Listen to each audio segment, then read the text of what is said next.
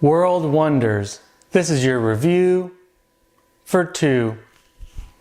Good day. My name is Joe. Today we'll be going over World Wonders and how it plays with 2 players. Now World Wonders is a city building polynomio style game. You'll be playing over the course of 10 rounds, building up your city with these polynomio tiles, expanding your road network, putting wonders on your map, all while trying to come up with the best solution possible and score the most points. And after 10 rounds, whoever has the most points will win the game. So let's see a little bit more how to play. So in World Wonders, you start off with a single road on your board, which has to come from this sidewalk edge. And you're going to have to build these different buildings, these different districts in a way that they start to touch these roads, and you can really encapsulate them, solidify them in, surround them. So at the end of the game, you get the most victory points. You would get victory points at the end by having some natural resources, just something around it, having your building, your district surrounded on all sides, and also the wonders that you're going to have.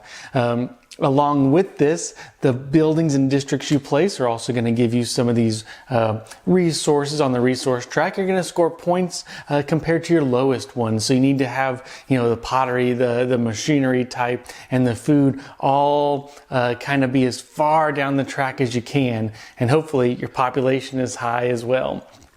So on your turn, or on the beginning of every round, everybody's going to start off with 7 gold. And you're just going to buy some of these tiles. Some of the tiles may cost 2 to 5 gold. And you're just going to be putting those on your board. But it's going to go back and forth till both players have 0 money. Now, what's interesting about this game is there's some of these wonders you're trying to place. Kind of the crux of the game is how can I buy some of these districts and some of these buildings so I can place some of these wonders on my board? Because the wonders will get you a victory point, and some may get you multiple, but some are kind of tough to place. Some you may have to place adjacent to a farm. Some you may have to put adjacent to 2 libraries. So there's different placement requirements, but by the end of the game, you have this board where you're trying to just score the most points, maximize how you've put it in. Some of these polynomial pieces are really tough to fit in certain spots, but they give you a couple onesie towers to put in. You can take the first player because going first kind of helps. And there's just an interesting polynomial game where you're trying to maximize your city space. So let's see a little bit more what I thought about the game. So the components in this game, the components are fine, when it comes to all the tiles and everything like that. But then they elevate it with these awesome wonders. This, by the end of the game, I built something and it looks really cool. Built the Colosseum over here, built the lighthouse, the terracotta army, the pyramids on my side. Whereas my wife built, Machu Picchu, looks like an aqueduct, the Great Wall and the Sphinx. Just at the end of the game, you tried to maximize your space, and then you have these wonders that stick up in this 3D, view where it just looks kind of neat. So the components in this game really elevated by these, and the rules and references. Really, the rules were about 4 pages long. A couple placement, rules to go along with, but really straightforward game to get to the table. And the references, well, you really didn't need a whole bunch because the rules did such a good job and the game is so streamlined as a whole. So let's talk about setup and table size. Setup won't take you too long. You have to organize all the 10 or the different stacks of 10 tiles or so, and then get everything ready. But that's not going to take you more than maybe 5 to 10 minutes from getting the box out to getting it to the table. And the table size itself also can take pretty small. We're a little bit sprawled out just because we have the room, but this could definitely be played on a 3x3. So let's go into the gameplay, and I will preface the game by saying I'm not a big polynomial fan. However, I'm going to say the however now, putting these wonders and having something built at the end really elevated the game.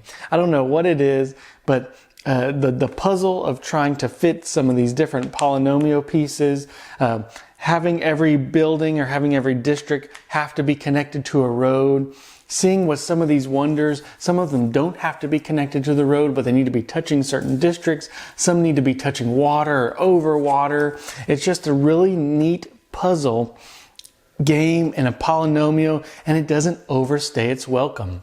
This game probably takes 45 minutes to 60 minutes just to play, set up, and it doesn't take, hours to play this game. But it also is thinky enough that by the end, you've built something and it looks good. So the gameplay loop is really neat.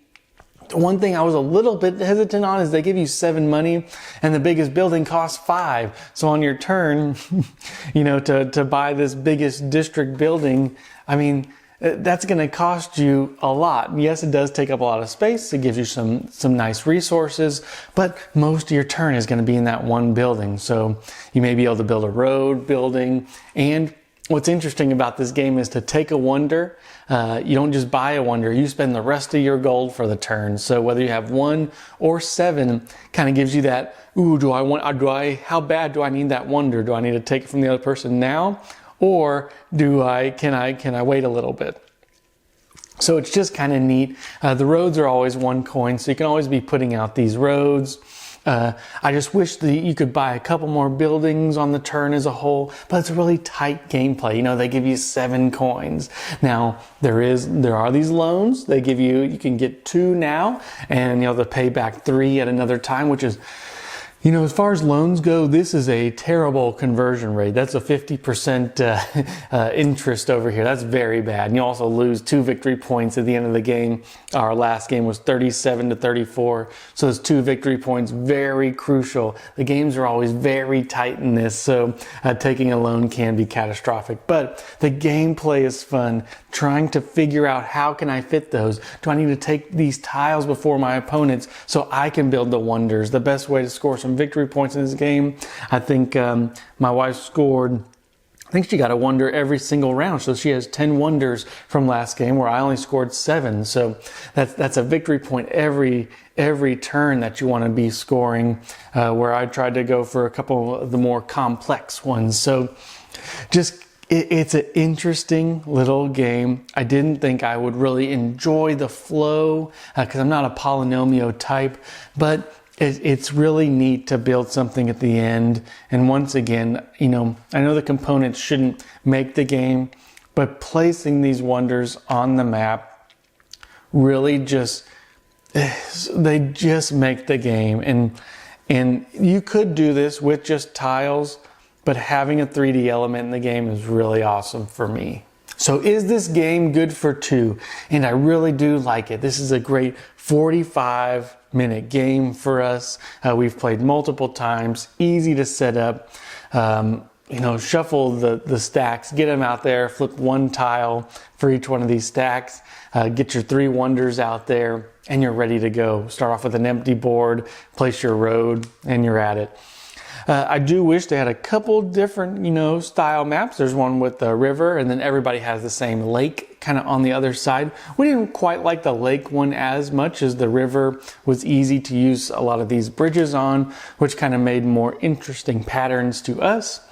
But for 2 players, play is quick. This is neat. If you really like polynomials, this is a really neat buy. I would really highly recommend this if you like polynomials. For us, this is a great game that we can get off the shelf and play at a future time, or kind of more of a gateway style game, a game that will stay in the collection just because it's easy to get to the table, teach, but at the same time has enough complexity to feel like a real good game in the end. So really enjoyed World Wonders, especially with 2 because it's so quick. I don't really like downtime. Not a whole bunch to do on the other person's turn, but the turns are so quick because it really is, which piece are you going to buy? You're going to buy a tile, a district, you're going to buy a road, or you're going to pick up that wonder, you're going to pay 2 for a tower.